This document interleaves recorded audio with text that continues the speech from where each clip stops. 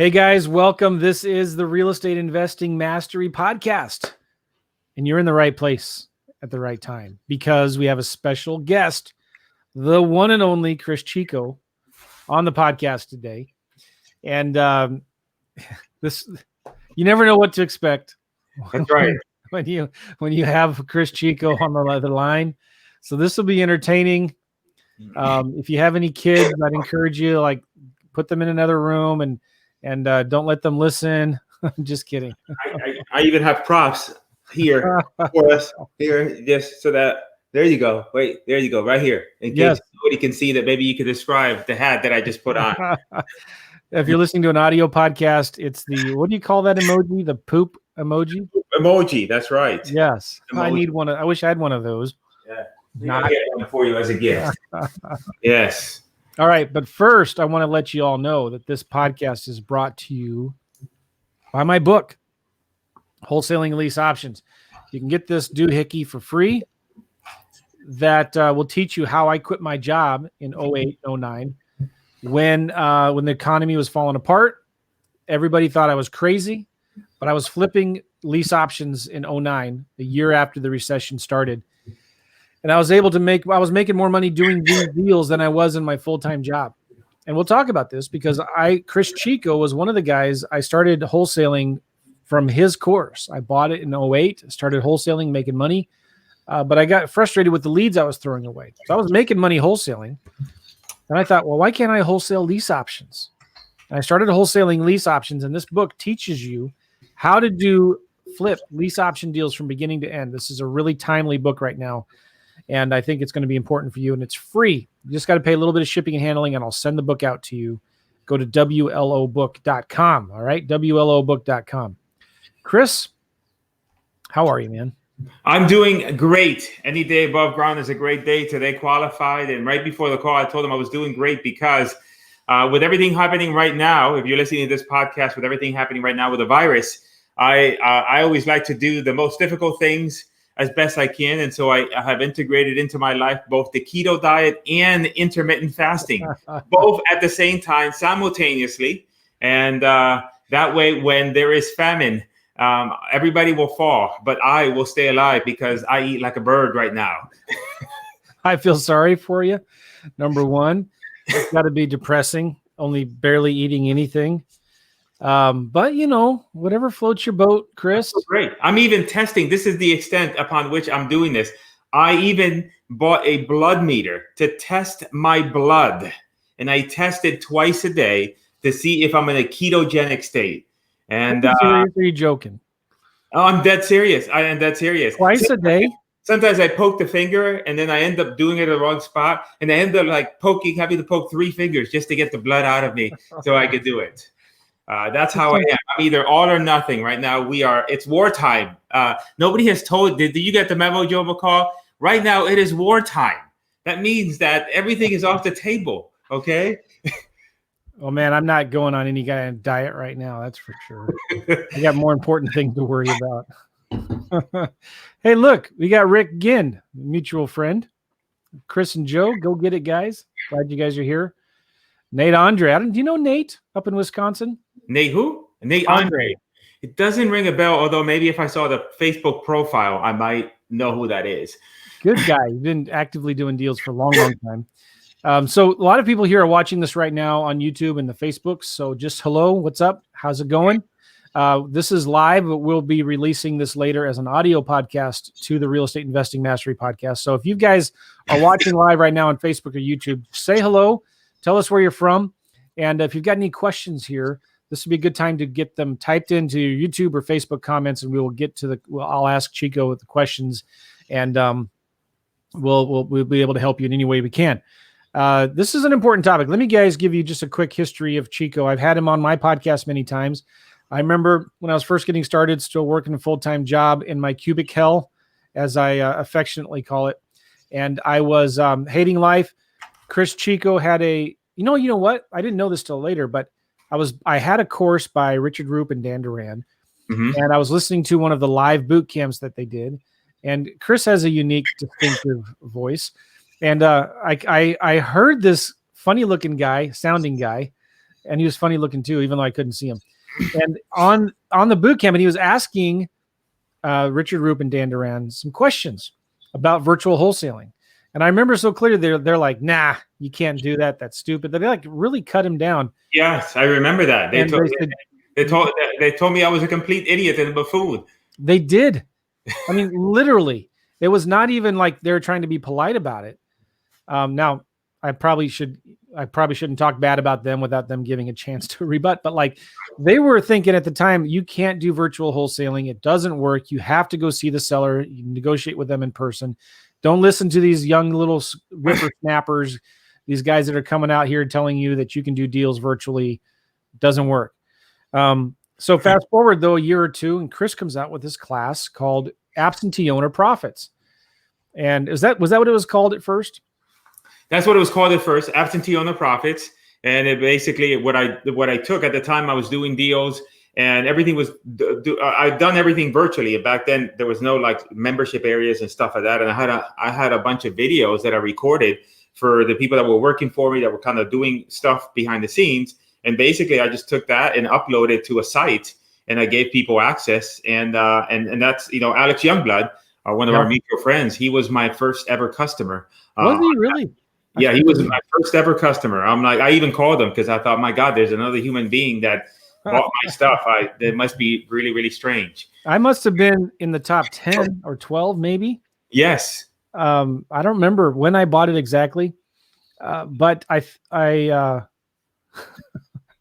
right. Rick says here, Cris, you're not in ketosis. I can see it in your eyes. I'm not in ketosis. I am in ketosis. I feel it. I feel it in my veins. Oh my God. I feel the euphoria. Plus 2 cups of coffee in my system. I'm ready to go. And by the way, we're saying that we don't want to say, we were talking about Roop and them. And to their defense, I'm still considered sometimes by many to be an imbecile and a moron. But hey, I was right about virtual wholesaling. So to their defense, just in case they thought I was an nincompoop. And thank God you were. So you came out with this course called Absentee Owner Profits. And I told this story 100 million times. If anybody's listened to this podcast, my back was against the wall. I was hemorrhaging cash. And I used to buy tons of courses. I was a professional student. I'd buy tons of other courses. And I said, dang it, that's enough. I need to start implementing what I learned. I'm going to buy one more course. And I'm going to buy, I actually bought 2. I bought Chris's Absentee Owner Profits.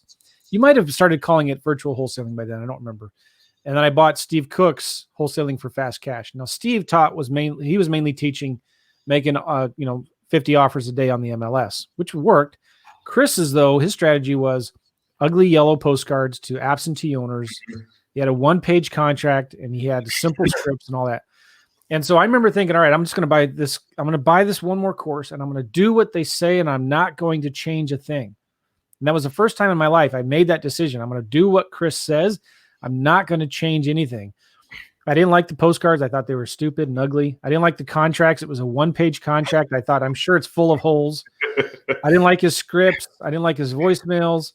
But I'm just going to do it anyway. Again, we're just laying out all the skeletons right now. Everything. We're just laying it all out right here. So I sent out these stupid postcards, and sure enough, a lady called me, and it wasn't even about her property. It was about another property she owned way out in the sticks, an hour and a half outside of St. Louis. It was a 3-family where there were no multifamilies. I couldn't get comps. There were no buyers out there. This must have been 2007 or 8. When did you come out with the course? Do you remember? 2000 and actually right around 2008, 2007 was when I came out with the Absentee Owner Profits. And then right toward the end of 2007-ish or 2008, January was when I actually had the name Virtual Wholesaling, where I actually came out with that course. So this all has a point. Me telling you this story has a point because we're going to be talking about how he transitioned into this and we're going to talk about what was going on then. It parallels to what was going on here now and where the changes are coming. All right. So I said, I'm going to do this. So the lady called me. I didn't want to give her an offer. She literally, Cris, begged me to make her an offer. And I used the... I was going to joke and say that's kind of how you got married. No, never mind. Go ahead. Continue. So I pulled something out of my you-know-what, and I came up with an offer. It had listed before. It had expired the year before for $140,000. And I just said, and I learned this from your course. It's called the, well, never mind. I can't give it a name because there's kids listening. Wait, I told all the kids to leave. It's called the rectal extraction method. And I said, I'll offer you 50,000 for it. Okay. And she said, okay, 50 grand, right? Just like that. I said, okay. And I said, what do I do now?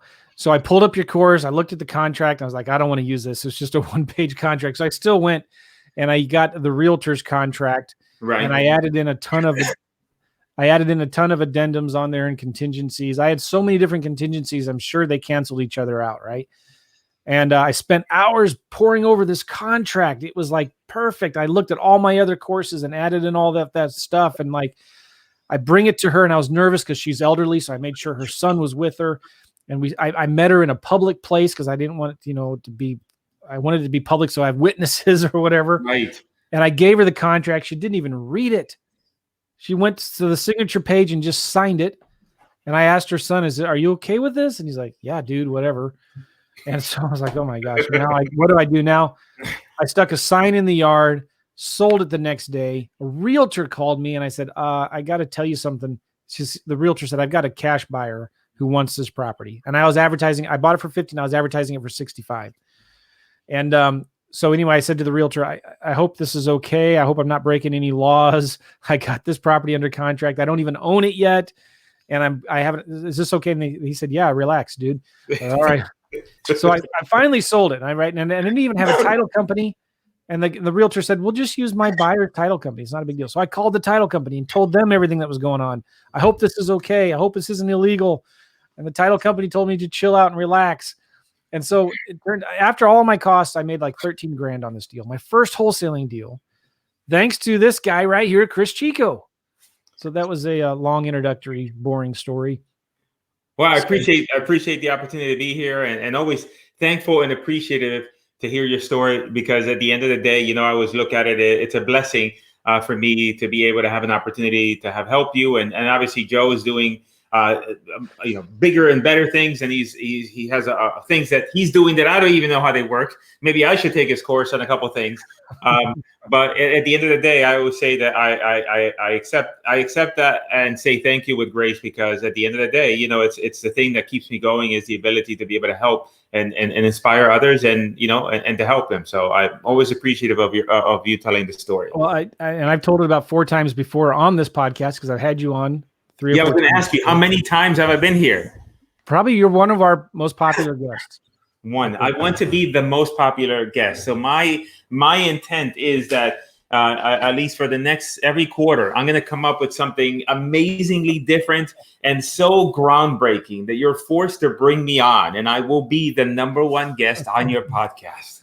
We'll see about that. Yes, that's right. Okay, so I wanted to get you on, Cris. I appreciate your friendship and I appreciate your wisdom. You're just one of the guys out there in our industry that are always thinking ahead and looking at what's coming down the pipe, what's working now, because what used to work then doesn't work now. But at the same time, we're coming into a time now where we're coming out of a seller's market into a buyer's market. And I remember I told the whole story of what we were talking about before, because like back then in 2006, when you were probably at this boot camp, things were on fire. Things were coming up. The real estate will never go down, right?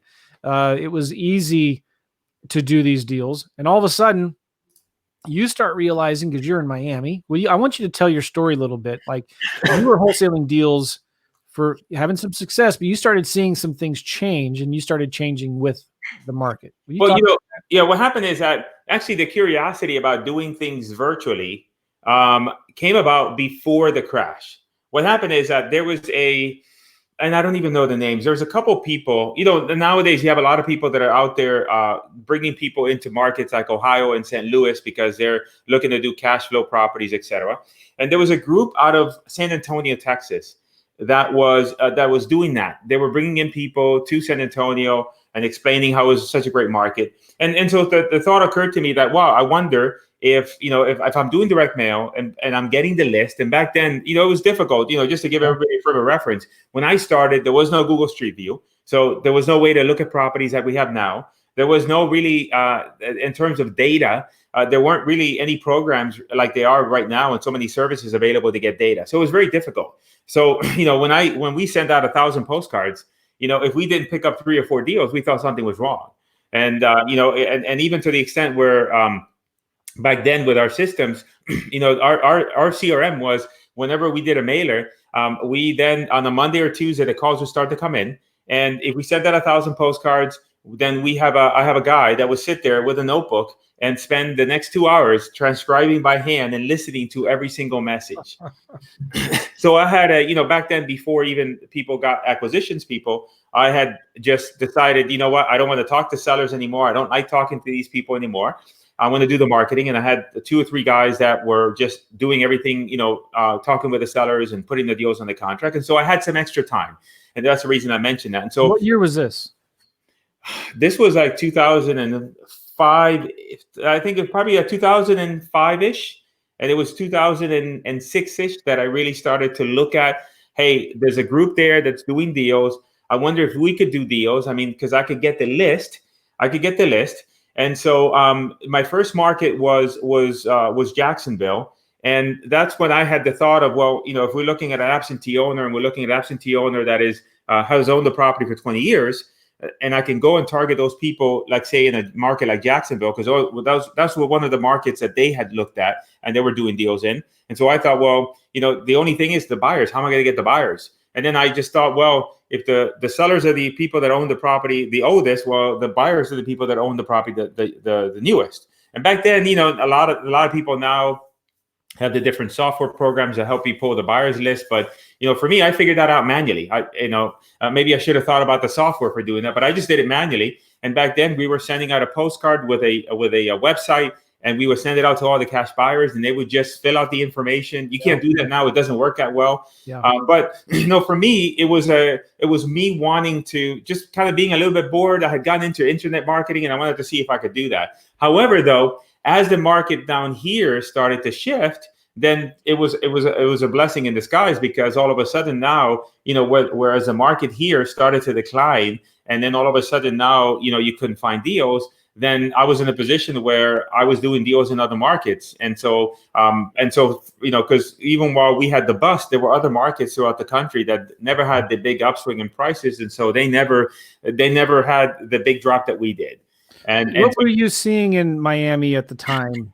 How did you know the market was changing back in 06, 7, and 8? I remember it was. I remember that it was because of the difference, the triggering point, and I forgot which hurricane it was. It was during a hurricane, because it happened during the summer, and we had a hurricane that passed through, and after that hurricane came through down here in South Florida.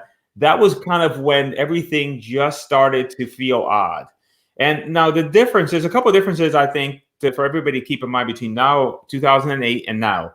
Back in 2008, the big problem that we had is that we as investors knew there was a certain point in time that we knew that, oh, we got a problem here.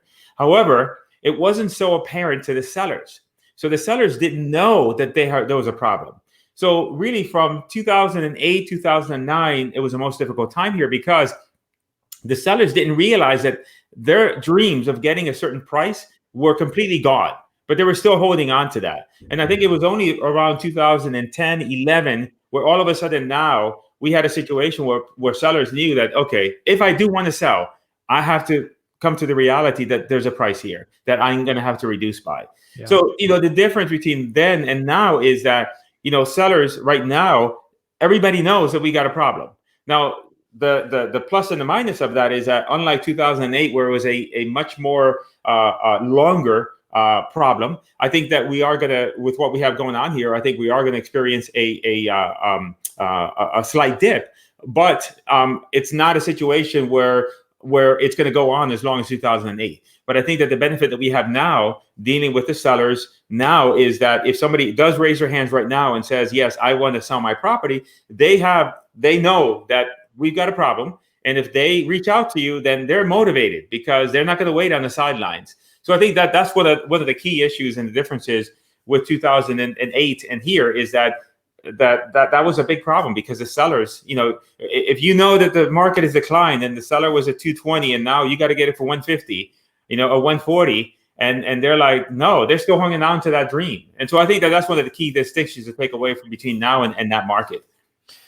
I think it's fascinating because people are worried, just as they worried back then. Like, how am I going to do deals anymore? Like, everything's falling apart. But there is always going to be an area around the country, right? Would you say? Would you agree that where it's going to be easier to wholesale deals? Is there always an area where? Yes. How can I say? It's a slight. The answer is yes with an asterisk. And the way I look at it is this: if we look at the typical model, there's three models. I would say the first model, let's say, is local wholesaling, where you're at and you're going to do deals, right? Then there's virtual wholesaling, which is the term that I came up with. And virtual wholesaling, you could operate in a virtual wholesaling way in your current market, or you could decide to go to another market, right? Yeah. But at the same time, with those two models, you are making a decision about the market. And then let's say if you're using the virtual wholesaling market, I'm going to go into Idaho. I've never been to Idaho. And I'm going to go ahead and now decide on marketing. I'm going to do direct mail. I'm going to do cold calling. I'm going to do SMS. And then you're going to kind of go in a vertical fashion in order to penetrate that market. The way I look at it is kind of the new model for me is that we apply marketing that goes out to a much wider audience. And we can get into the three different tiers of audiences that goes into a wider audience. And the leads are going to come in. And then the market and the specific localities where you're doing business is dictated by where the leads come from. So rather than picking one place, you're picking first the methodology, which will allow you to get leads to come in. And then where those leads fall in is where you're going to do deals. Good. We'll talk about that in a minute because that's really important, especially what you're doing right now on Facebook ads. We got a lot of people coming in and commenting. We got Marlon from Kansas City. What's going on? Dimitri, listen to this. Did my first assignment out of Europe virtual in Florida after watching Cris on a 1-hour YouTube video. Oh, wow. Very cool. Thank you, Dimitri. Thank you for sharing that. Alex Pardo, I just had him on a podcast a minute ago, chiming in from Miami. Or as Chico would say, the land of milk, money, and honey. That's right. Fun fact about Chico, he has over 50 black shirts in his closet, and they're all the same. That's right. I always wear black. I never have to worry about, oh, gee, I wonder what I wore in that last video. Why? Because it's always the same. Remember Mike Nelson? Yes, that's right. Yeah, he's watching. What's up, Mike? How you doing? Hey, I think Mike's doing some stuff, some cool stuff on YouTube. E-commerce. A lot of e-commerce stuff. Yeah. Oh, very really cool guy. Seth Williams. Cris Chico is the man, a huge pioneer in the REI education space. I would say that's true. I mean, it was when you came out with that course, nobody else was really doing online virtual courses. Yeah. I remember people, again, ridiculing that, thinking, why would they have to have physical products. They have to have a DVD. They have to have the manuals. Nobody's going to want just online education stuff. Back then, everything was, nobody had a membership site. And so I just was too cheap and too scared that I was going to print all these books and tapes and DVDs and nobody would buy it. So I was like, well, I just want to upload it to a site. And everybody I told said, that's crazy. People want books and tapes. And I'm like, well, they ain't getting any from me. I tell you that.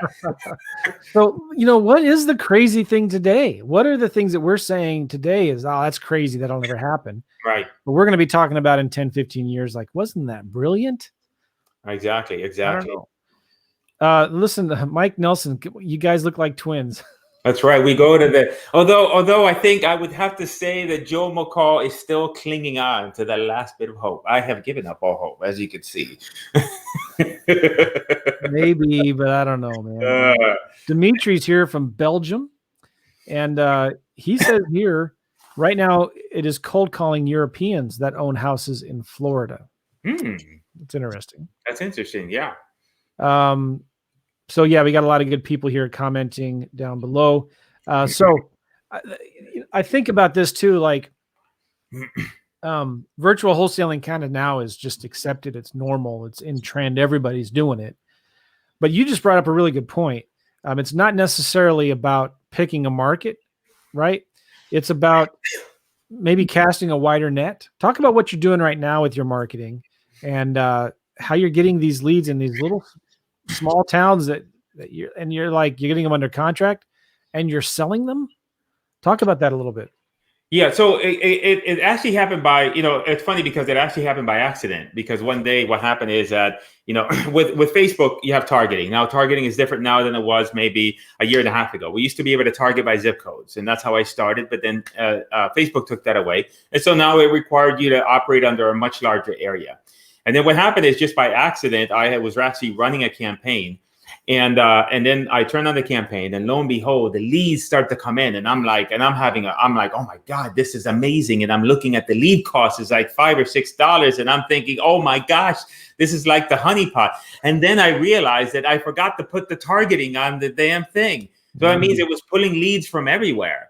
And then that's kind of what spurred the thought process, like, oh, that's interesting. And so what happened is that it was kind of forced upon because of Facebook. Facebook prefers wider audiences.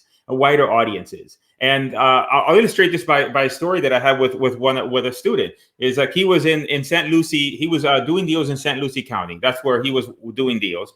And he was doing Facebook ads there, and his lead cost was okay. It was about $30 a lead, which if you consider that compared to PPC or some of these other these other ways of generating sellers, it's still a pretty good cost per lead.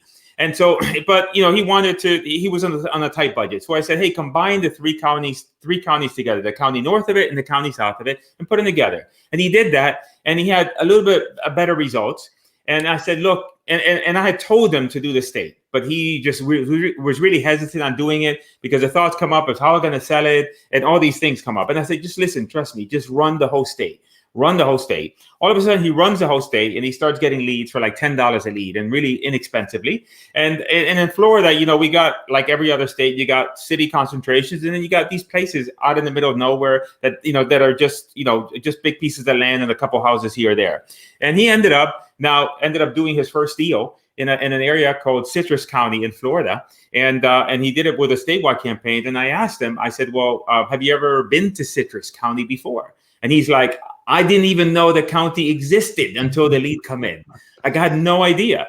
And so, I mean, I think it's a lot easier than it sounds. Okay. However, it's more of the issue of getting past the mindset of all the mental roadblocks that you would put in your mind about, like, well, it's so far, I don't know this, I don't know that. So I think that the first step is just shifting your mindset, because everything else is just an iteration of what we're already doing. And now there's more tools and everything online, and it becomes much more easier. And now, so our methodology, and I don't know, so our methodology, and I don't know if you have any questions about that, but I can kind of go through just a brief overview of kind of how we're doing it. And then, I'm more than happy to answer any questions, or if you see any questions that are being answered there. So my methodology is going back to what I said. So like, most investors do is they're going to go in and pick a market, right? So let's say you're going to do your local market, or maybe you're going to do an outside market. And then if you're going to do an outside market, you start to tend to try to do research. And none of us are researchers. And what I have found, even though, I might pull market research from here, market research from there, at the end of the day, it almost feels like at the end of the day, it's just throwing a dart, because you saw that this guy on Facebook is doing deals, and you're like, you know what, I'm going to try it. And so then once you pick a market, then you go vertically down to that market. You do direct mail, you do cold calling, text blast, RVMs, driving for dollars. So you're just focusing in on that market. And so that's the main part. The first part is just, instead of doing that, you pick a much wider area. And so I look at it in terms of either beginner, intermediate, and advanced. So beginner, then I would ask you to select your entire state. So you're going to go ahead and select your entire state. That's a beginner. Intermediate, and I'll explain to you why those are bracketed that way. Intermediate is that you would then combine 2 or 3 states together. And then an advanced would be that you would target the entire country. No, see, hold on here. I thought you were going to go the other way around. I thought you were going to say start with the state, then go down to the county, then go down to the city. You're saying go bigger. Correct. You're going to go bigger. This is amazing. Cool. So what will happen is that, like, for example, this same student that I was talking to you about, and a few other ones, we've gotten leads from students, because I'm in here in Broward County, and the same thing with me. I'll advertise in the whole state of Florida, and I'll get leads in my local county. I'll get leads in other counties as well. And so you get leads from everywhere. And so the reason I say beginner, stick with one state is, and I'm looking at it from the perspective of a combination of things. Number one, ease of doing deals, cost per lead as well. So if you're brand new, it's very difficult. If your cost per lead is say $150, man, every lead is like you're taking the lead and they're bringing it to you in a little nice soft pillow because you don't want anything to happen to it. And so there's a lot of risk involved because if you do anything wrong, if you mess up, if you don't know how to talk to sellers, then those leads are very expensive. So as a beginner, my thing is, how can you get that lead cost as low as possible, but still have good quality leads? And so if you target the entire state, that's going to give you great lead cost per lead. So I would say an average $10 per lead. All right. So number one. And number two is the reason why as a beginner you would target just that particular state is because if you are targeting more than one state, then every state has particular nuances of doing business. Right. And so that means that then if I'm in Florida, but if I'm wanting to do deals in St. Louis, I don't know how, if I'm brand new, never done a deal, now I have to contend with understanding the nuances of 2 states or 3 states that potentially and how they work. Are there attorney states, escrow states? What are the laws regarding and all that other stuff? So really you want to stick to one state because now you're going to understand how the whole state works. And you're going to focus on that. Then intermediate would be that then you would group 2 or 3 states together, right? Because now you're creating a bigger footprint. It could be that 2 or 3 states because you've done deals or know people in other states, etc. And then finally, you could do the entire country. But even with the entire country, if you think about it, we're not talking about just saying I'm going to do deals in the entire United States of America. What you would do is if you look at there's the top 20 states. You would go and, for example, if I was in Florida, I might say, you know what, I'm going to go ahead and do Virginia. I'm going to do Florida, and I'm going to do Texas because I know people in Texas. I have people in Virginia, and I'm familiar with because I've done deals before in Texas. And so for me, those might be those 3 markets that I combine together. So there's some methodology, but even at a country level. You're not going to target the whole country, and you might eliminate certain states. You're not going to do California maybe because that's a tougher state. New York is an attorney state, much more difficult to work with. So you're just picking out the MSAs where there's going to be activity, and those are the ones you're going to target. And so really the first step is kind of doing just changing your perception about what is your market. And now, and I've had students that have done deals in markets that were 10,000 population size, 5,000 population size. And so then now, so now the challenge is that then how do we do that? Because let's say if you were doing cold calling, and I said, and I'm not, when I say these examples, I'm not saying any one of these methodologies are bad. Like I'm not saying cold calling is bad. I'm not saying text messaging is bad or any of that stuff. What I'm trying to explain is that those methodologies are not methodologies that you can implement on this model, because if you're only doing cold calling and you're going to go ahead and target a state, it's very, very difficult to do that because of the fact of the costs involved in buying data, the total number of the number of dials you have to make. It's really not possible. So what happens is just that this particular strategy lends itself well to online advertising. Because when you're doing online advertising, I can target the entire state, and then again, those leads will come in, and then and without having to put up a lot of money. Like because even if you're doing direct mail, even if you're doing direct mail in your own area, you would have to send out 1,000 to 2,000 postcards to get some relevant data. Whereas with this, if I want to start running ads in Dallas, Texas, I can put up together a campaign for $20 or $30 a day and start getting leads and start making adjustments right there on the fly. But this strategy here, the only way really that you can implement this strategy is by doing some sort of online marketing, online advertising, because if you're going to do it with conventional methods, it's just really not.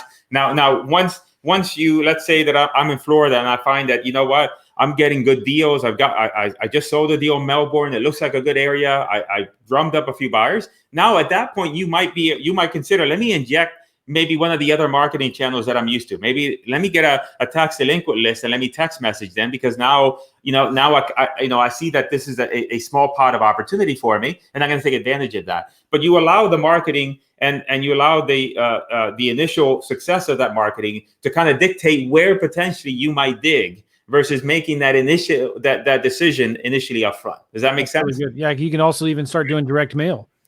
Yeah, we're starting to see 2 to 4% response rates on our postcards again. Sean Terry was saying the same thing the other day. Can you talk a little bit about Facebook ads? Why Facebook ads compared to Google PPC? Well, and actually we're just in the process of I know PPC, but I didn't implement PPC initially because of the fact that it was. I'll give some differences. I think PPC works also within this model. Okay, we're just rolling out some campaigns now that we're going to be rolling into our materials that we're getting great success with, and the PPC also is a great way to implement this because PPC. The reason I didn't get into PPC when I first started and I decided with Facebook is because if you look at PPC and you're looking at going ahead and implementing it on a very hyper local method, meaning you're targeting the county or targeting a group of zip codes, that your cost per lead is very high. It's $150 per lead. Whereas with when you start targeting it in that wide audience, then what you're doing is I was having a conversation with Youngblood the other day, and what you're tapping into is you're tapping into excess inventory. If you think about it, all these platforms are an auction. So if I say I want leads only in Broward County, then I'm going to have to up my price and pay as much as I can. Yeah. But if I'm doing statewide, I'm just telling Google, hey, whenever you have someone that is a prospect that's searching sell my house fast and nobody else wants that person because they haven't bid on it or whatever, I'll take it. Send it to me. So it's almost like you're getting, this is the analogy I had. It's like shopping at Marshall's. That's the analogy that I had. So think of it this way. If you go to Marshall's, and I know that a gentleman such as yourself, who was always high into fashion, you might go to Marshall's and see yourself a Hugo Boss shirt, right? But tomorrow, the next week, you might go and you might find an Armani shirt. And you like them both ways, but it doesn't matter to you if this week you buy a Hugo Boss shirt or next week you buy an Armani shirt, but you'll take them because they're good shirts, right? But if you said to me, Chico, I want to buy a Hugo Boss shirt today, I don't care. I want it today because I'm going to a special event. I'm going to and I'm going to have dinner with my friend Cris Chico, and I always want to look my best because he always looks his best. Then what are you going to do? You're going to go to Nordstrom. And you're going to buy the Hugo Boss shirt. But what are you going to do when you buy the Hugo Boss shirt? You're going to pay money for it. You're going to pay full retail value for that shirt. That's what I'm trying to say here. That you're going to Marshall's when you do statewide and you do national campaigns, you do wide audience. If you want local, you're going to go to Nordstrom and you're going to pay the price for it. How's that for it? I think that's a good analogy. That's a great analogy. Good for you. Yeah. Good job. Yes. All right. Can you give us a crash course on Facebook ads in 5 seconds? I'm just kidding. Yeah. How about 5 minutes? Okay. So Facebook ads. So let's say that, and again, just thinking off the top of my head. Number one is I recommend, here's the thing. And this is my advice. I'm gonna start off. I'm gonna get to that, but I'm gonna say one thing. I'm a firm believer that everyone here should learn 3 things to be able to thrive in this economy and to put yourself in a position to be able to do well, even not during these times. I got my pen out. Right. One of them you are already doing. And that is that I firmly believe that everyone should learn how to buy and sell a property that is not their own principal residence. Now, some of you are here doing it as a business. You're doing multiple deals per month. Some of you may doing here because you have a job, but if you do 2 or 3 deals a year, you're golden, you love it. But everybody should learn how to do that because the art and the science of finding a property that is below market is a skill that will serve you for the rest of your life. Number 2, everybody should learn how to be a great communicator, how to sell.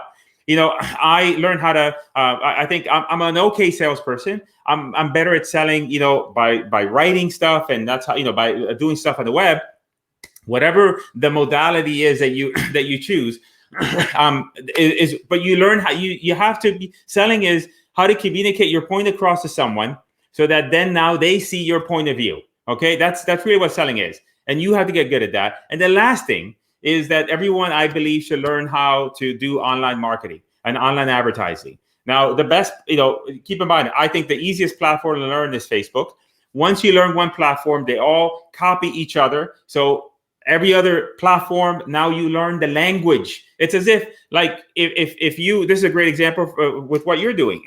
If you understand what a real estate contract is, how it works, and the mechanics and the structure of that contract, and if I teach you wholesaling, but now you're going to go implement Joe McCall's materials, that even though his strategy is different, now you understand the language to be able to then execute on that strategy effectively. So learning how to do online advertising is learning the language of advertising and doing stuff online.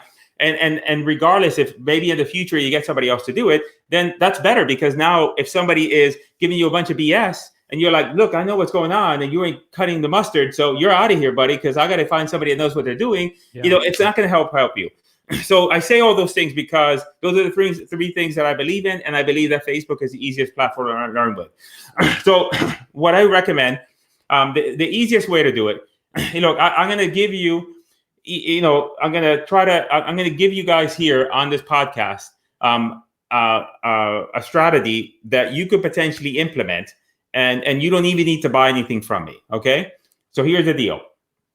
What you're going to do, and you guys can, I have a YouTube channel that has a video series just on Facebook ads, and you can look at those. First step is you're going to go ahead and create a business page. A business page is like a website on Facebook property. And you're going to you're going to make that page personal. It's going to be Chris Buys Houses. It's going to have my picture on it. It's going to come across personal in nature. Don't do like XYZ properties and put a little picture of a house avatar, and it's very then it looks like a machine, like a robot. You want to be a human being. That's number one.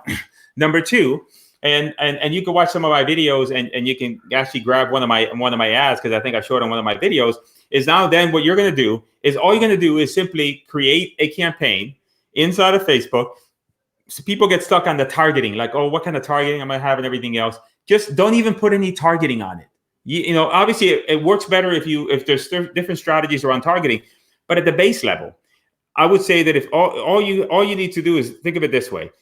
Decrease the barrier to entry for yourself. Don't think of it as, oh man, I got to put an ad campaign in place, and I'm going to spend $1,000, and then maybe I'm gonna find a deal. Don't worry about all that stuff. If all you did was focus on creating your business page and putting an ad campaign up on Facebook and spending $20, that's it. That's all. Because you through the process of putting that together, then you're gonna get at least in the stadium. You can't win the game if you're not in the stadium. Okay, and that's the first thing. So number one is I recommend a business page that is personal in nature. Number two, the easiest way to get started is using lead forms. Some guys out there poo-poo the lead forms. They're like, oh, they're not the best, and this and that, blah blah blah. But listen, you got to get the train station out of the gate. And using a lead form is the easiest way to do that. Explain what a lead form is for somebody who doesn't know. Yeah, a lead form it's rather than when you click on an ad, and I'm sure you guys have had this experience, especially if you've seen Joe McCall's ads. You click on the link, and then it takes you to a place outside of Facebook. Sometimes they're dark alleys. Sometimes they're wonderful places like Joe stuff, right? But regardless, you just jump off of Facebook. Facebook doesn't like that, so they created these forums that you can create inside of Facebook. It requires no technical skill, and what you do is basically they click on the button to your ad, and a form pops up right there on Facebook. They fill out their information, click the submit button, and then they go back to Facebook, scrolling their cat videos and all that other stuff they like to do. Facebook is happy because they kept them on the platform. They can show them more of Joe McCall's ads. And most importantly, though, you've got a lead, but you got to lead without having to deal with all the technical issues of getting a website, of putting a landing page together and all that other stuff. However, that doesn't mean you shouldn't have a website. And I'll give you guys a tip. You should have a website. And whatever, I don't know what vendor. Do you have a link that you recommend for people to go to for a website? Joe Likes Carrots. Yeah, Joe Likes Carrots, or with a plural or without a plural? Plural. JoeLikesCarrots.com. Okay, you should register JoeLikesCarrot.com. Yeah. So I'm a man of covering all bases. So what you do is go to JoeLikesCarrots.com, get yourself a website, get yourself a seller website that's $50, and then select a domain that makes sense to a human being. I see a lot of times the investors, you get a domain that says Kansas houses buy 4 houses dot LLC, and like you talk to the seller and they're like, what is that, you don't want that. You want a site. This is an old domain that I used to have, was sellyourfloridahometoday.com. So if you call a seller and I say, hey Joe, this is Chris from sellyourfloridahometoday.com, and you just pause, and in their mind they're like, yes, I understand. Like in one sentence, what you've done is you've told them, I have a website, I'm legitimate, and I like to buy houses, right? Just streamlines the whole thing. So get yourself a domain that an actual human being can understand. Don't use numbers, don't use all kind of weird characters, but you need that website, because whenever you get a website from Carrot, from Joe Likes Carrots, I feel like I'm your sponsor now. So when you go, then you're going to need the privacy policy page as a link, and then you just grab it from your website and do it there. And then here's another tip I'm going to give you guys. Here's another tip. You have to understand the mode of communication is different. Okay, Joe and I, we talk all the time because we like each other. Every so often, right? But if you think about it, even though him and I communicate, the majority of the conversation is always by text messaging. Okay, the majority of the people that you're communicating with is right now by text messaging. If you look at all your friends, how many people you're calling? If I call my wife, she says, "What's wrong? Why are you calling me? Why didn't you text me? I'm busy." Right? And she's married to me, right? But the reason I say that is, does your wife text you even when you're in the house on the other side? Yes. Still text you. Yeah. She texts me. Actually, my wife gets annoyed because sometimes she asks me for something. She's like, "Hey, remember to do this." And I say, "Could you send me an email about that, please?" You don't do that. Yeah, no. I do that. That is the truth. She gets very annoyed, but now she's used to it, because if it's not if you don't send me an email, you can't expect me to remember. Like if you tell me something and you don't send me an email, it's like I'm just holding it for like a split second in my random access memory, and then I'm throwing it away. Okay. So that's so smart. That's great. Yeah, great advice. Yeah. But the thing is this: I've had so many students that have told me that the initial conversation with the seller has started by text. They went back and forth, gathered some initial information. Finally, when it came down to the hard negotiation, meaning that they might ask the seller, "Hey, what were you thinking of asking?" And the seller would tell them a price. But when they got to that core negotiation, now they get on the phone with them. All right. And they say, "Hey, do you mind if I give you a call just so that way we can discuss? It might be easier over the phone." But guess what? They've been going back and forth with you on their phone. You're like in there with their friends. You're not in, not like if you think about it, how many calls do I get a day that now AT&T says spam risk? The default for me when I get a call that I don't know who it is to put it, because it's either a guy from Pakistan or India telling me that the IRS is going to arrest me any moment now and I need to pay them some money, right?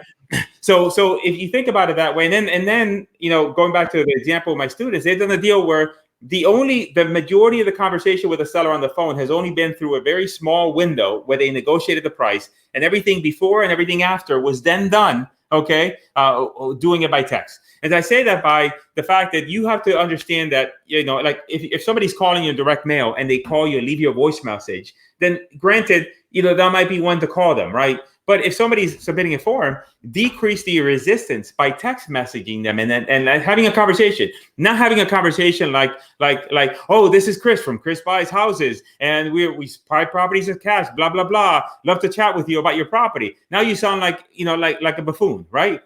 So you don't want to do that. You just want to you want to come across as if you're talking like to another friend of yours. You might have mistakes intentionally with your capitalization, or you miss a dot or whatever. It doesn't matter. You want to get that conversation going. And so, and what the biggest mistake I find is people like you'll text the seller and the seller responds back. And what do? You call them right away. It's like they didn't invite you to call them yet. Like you're just like, it's like, it's like going on a date and then you're like, "I want to see your mom. I want to know, could we go to your house and can I see your underwear drawer? Because I want to know if you keep clean underwear." Like, "Oh, well, listen, we're just having a cup of coffee right now." So that's what I'm saying is that understand that sellers are communicating with you differently, and be flexible with that. Many times when one message, text message, most of them respond by text message. Some of them do not respond by text message. Some of them will have a back and forth with us by email. So if you think about it, if you're going into the online world, then you have to start maybe shifting your approach with sellers to be able to communicate in a way that they want to communicate. And the story, I'll leave it with this. The story I always tell is this. This was about a year ago. My wife was looking to get a health insurance, and she went on the website. She input her information. The minute she did that, her phone blew up. Everybody's calling because they want to talk to her, because they want to sell her health insurance. One guy messaged her and says, hey, look, I know you're getting a lot of calls and everything about this, and I just wanted to say I'm here. If you're interested, you can give me some information right here by text, and I could do some research, etc. And what did he do? He did exactly what I'm telling you guys to do. The entire stream of conversation for a week was back and forth by text. Eventually, he said, hey, it'd be great if we got on the phone. And guess what? He was the one that got the policy, because everybody else was calling, and he was the only one that texted. But so that's the thing also that I want to make sure that everybody understands. Do you ever do Facebook Messenger with them? Well, if they communicate on the page, if they like when you're running ads, people will leave messages on the page, and so you communicate them with text with Facebook Messenger. And if that's the mode that they want to go on, then you just keep it going that way. That's the thing that I think investors struggle with. Like if you're used to getting direct mail, and your leads are going through the phone, going through the funnel, and then getting into your CRM, and then now you're used to operating that way. Like, you're going to call the people on your CRM, you're going to pick up the phone. And so what happens is a lot of times people miss opportunities, because nowadays they're everywhere. The prospects are texting you, they're calling you, they're sending you new emails, maybe they're on Messenger, and you got to be flexible and adapt to where they're at, where they feel most comfortable interacting with you, and go with that, because at the end, it's going to help you. Yeah, good. All right. So what do your ads say? What kind of image do you use? What is the main text of your message? Well, the ads, I'll see if maybe I can pull an ad here while I'm here with you. So in terms of the images, we used to use, when I first started, I was a pioneer in the digital bandit sign, where it's a little sign and it had the zip code. And then when the zip codes went away, I just put it just says "We Buy Houses" with a really yellow, obnoxious sign. And some people still use that. However, Facebook does frown upon that now, because they see that as being disruptive in their platform. And so what I would do, and what we do, is use houses that represent the type of house you're looking for. Like, for example, so a good image, an example of an image is if you go on Google, and I'm telling you what I do, not what I do, because, when you go on Google, you go to images, those images may or may not be copyrighted. So the attorney in Cris Chico has to tell you that. We don't want to know what kind of images you search. Yeah. But if you type in an image, let's say ugly house, or code violation house, or type in dirty house, and you get a picture of a real dirty house, use images like that, number one. Number two, put some pop into the image.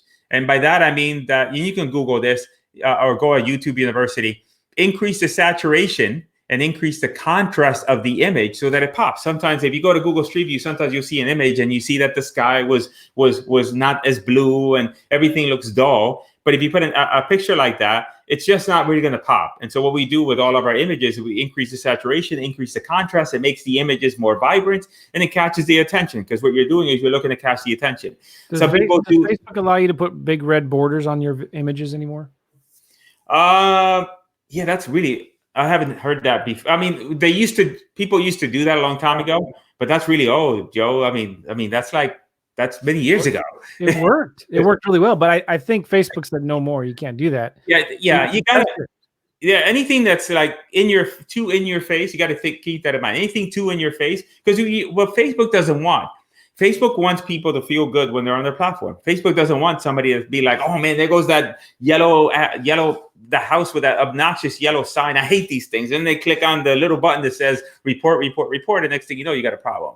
So, you have to gauge it.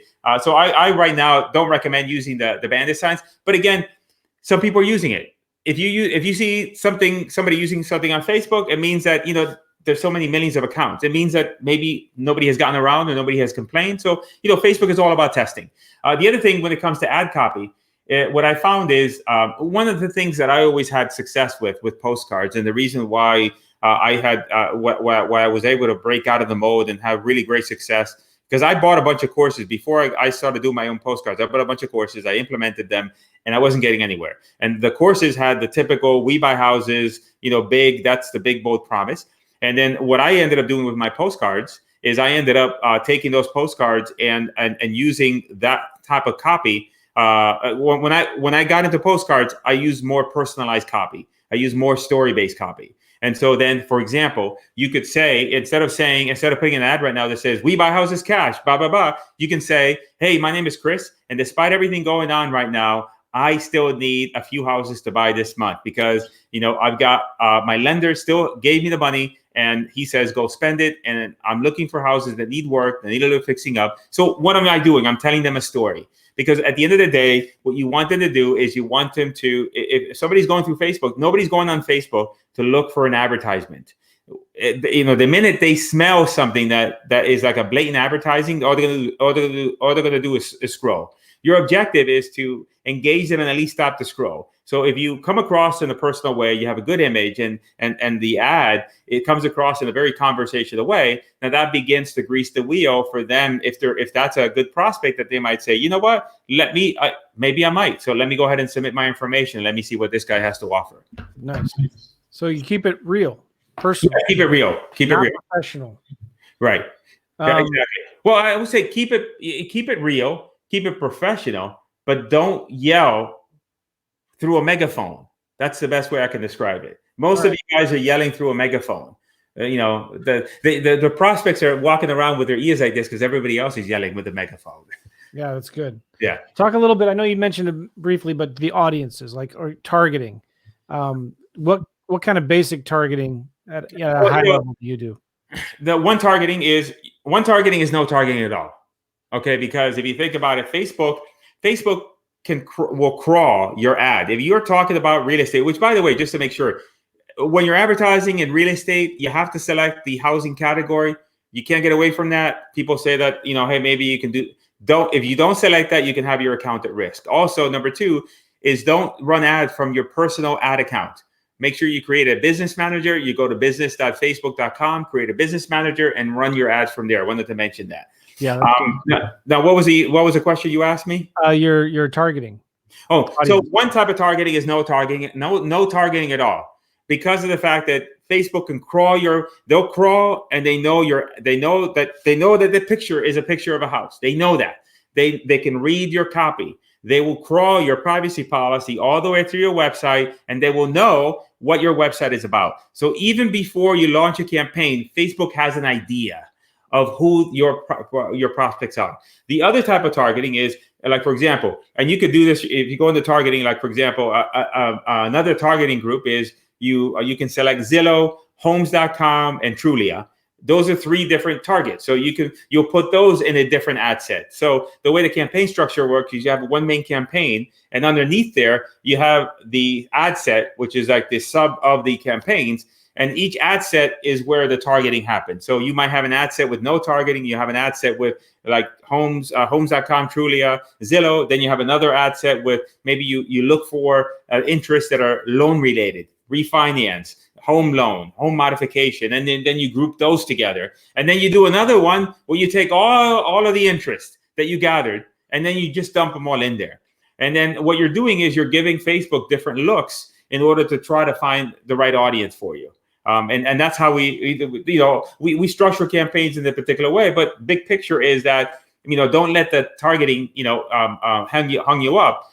You're giving Facebook enough to get it going, and Facebook will find the person, the right prospect for you. Really good. All right. I know we're coming up to an hour here, and I want to make sure we're valuing your time. You do these deals virtually in other markets. Are you worried about finding buyers? Are you worried about selling them? No, we're not. I mean, the best when it comes to buyers, number one is when you're looking at a deal. Let's say number one is making sure that the deal is at least has legs. So, for example, most recently that I had just looked at was one in Melbourne, where that particular property. I've never been to Melbourne. I look at it. In Florida, everybody likes concrete block houses because we have hurricanes, and frame houses are not that really great. And so then I look at this house on a Google Street View. It's a block house. I look around the neighborhood. I'm like, this is the type of neighborhood that we would normally buy. Even though I don't know that town, I know that's the type of neighborhood. However, I might get a lead of a property that is a little house. There is nothing else around it. there's like, I go out in the map, I go on Zillow and I look to see what active properties they are. And I'm like, well, there's hardly anything active. I don't think there's anything going on there. So from a pursuit perspective, I'm going to go after the one in Melbourne and not go after that one because that's going to be just a scratch lead, you know? And now on those leads, you could, if you're starting up brand new, call them, have a conversation with them, use them as practice, you know? But, you know, you to a certain extent, your number one is making sure that you have the right targets, because you have to be okay with the fact that some leads are going to come in and they're not going to be great. Then the second thing to do is, and I think I heard you talk about this with Pardo, is agents. Look, right now, there's a couple of things. I personally believe that it will make your life easier if you find a good set of agents to work with. Number one, big picture. Everybody here in the real estate industry should be focused on continuing to generate revenue and continuing to push revenue toward everybody else in our industry. If you get a real estate agent involved, then guess what? They're going to make money. Title companies going to make money. So you keep the flow going. So one of the things also to mention is, I think right now, there's a couple of things. I want to talk about spreads. So I want to go back to spreads because I want to touch on spreads for a second. But the easiest way for you to be able to get these deals done is through agents, because of the fact that, you know, if you think about it, if you want 100 buyers, you would have to go out and find 100 buyers. But you could find 10 agents that have each of them 10 buyers. Now you got your 100 buyers. You also have a boots on the ground. You also have somebody who's not going to try to go around your back, because that's the biggest concern that people have. The biggest concern that people have is somebody is going to go around my back and to take the deal away from me. If you have an agent that knows what they're doing, that knows that, hey, I want to continue doing business with you, they're going to be your asset.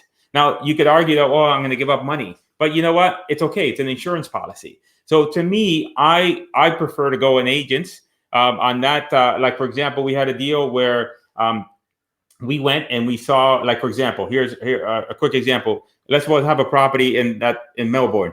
And so I'm going to go look at all the active properties. Let's say that property is worth 130. So I'm going to do a Zillow search for anything in that higher bracket of price point, 125, 130, 40, 50. When you're looking at those Zillow listings, you're going to find houses that you know clearly evident that they're rehabbed. They're like completely done up. What are you going to do? Find the agent who's there. Yeah. They have access to that person, investor who just bought that house and rehabbed the whole thing. So just call them up and work out a deal with them. You could do percentage, you know, depending on the size of the deal, you could do 3 to 4 to 5%, offer them a little bit more than the typical 3%. If it's a low end deal, offer them a flat fee. So that at least they're making money off of the deal. And if they understand your business, then they're going to be great. And they're going to be able to help you and make sure that the deal doesn't fall apart. So I think that agents, honestly, are the best people to work with initially. And you don't have to worry about the loosey-goosey buyers and people going around you and all the flakiness. And also, the agents sometimes could be the glue that holds the deal together. Because now if your buyer's flaky, the agent could come in there and be the one that is holding that whole deal transaction because they want to get paid. And the other thing I wanted to mention about spreads, and this is just a side comment, is that, look, here's the other thing. When you're going out there right now, especially, and you're looking for sellers, motivated sellers, you gotta give a discount off of the ARV. Whatever you see ARV out there, buyers that are out there right now that are buying properties, they're gonna want a discount.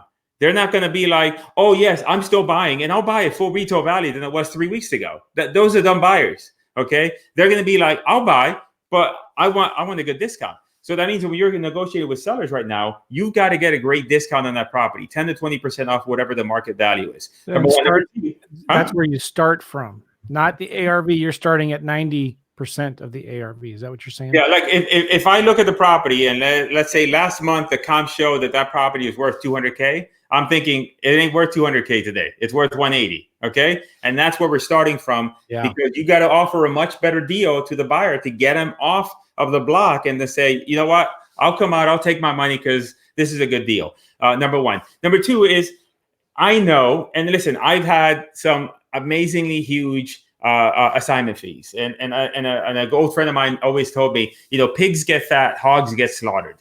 And so you have to be mindful of that right now. Whatever you did before has changed. Yeah. And obviously you want to be as aggressive as you can because you always want to make as much money as possible. But I would say that be okay and this is more of a public service announcement, be okay with transacting, even though it may not be your target wholesale fee. Because number one is, listen, at the end of the day, if I had 10 deals pending to close, I'd rather have 10 deals pending to close, half of them fall apart and I get 5, versus 1 or 2 deals that are big assignments and one goes through the crap, and then now I've lost a significant part of the income.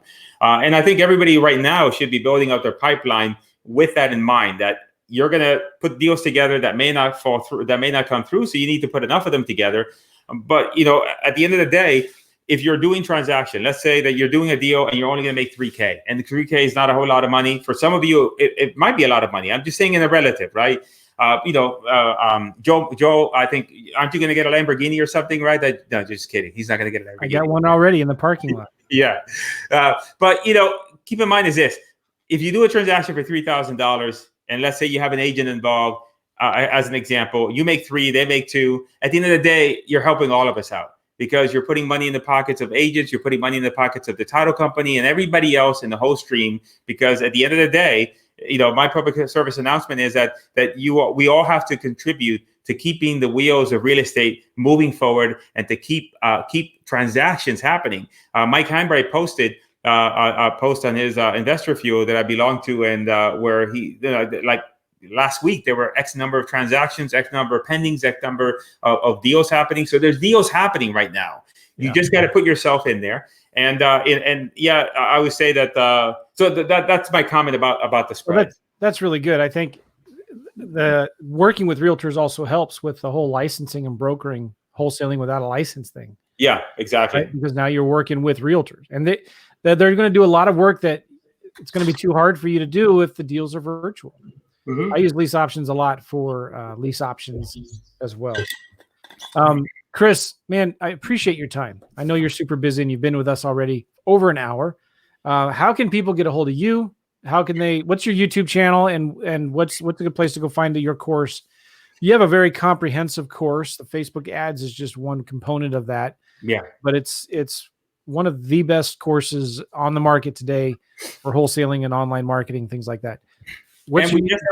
Yeah, I'll tell you that. And we're just updating it, because one of the commitments that I have for the students is always the materials is updated. Yeah. We are just moving. I don't know if I told you, but I'm moving over to Kajabi, moving over the entire membership platform. I'm just like today, as soon as we're done, I'm recording more videos, because my commitment is to keep everything as fresh.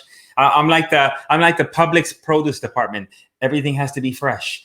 But 2 things. You could Google my name, Cris Chico, without an H. It's a fancy Chris, so no H on the name. You can Google me, and you can find my website, and also you can check out my YouTube channel. If you want more information about my training, you can go to virtualwholesaling.com. Go there, and you can, and then you'll be able to go from there and find everywhere else that I may exist. I always say that when I first started this business, right?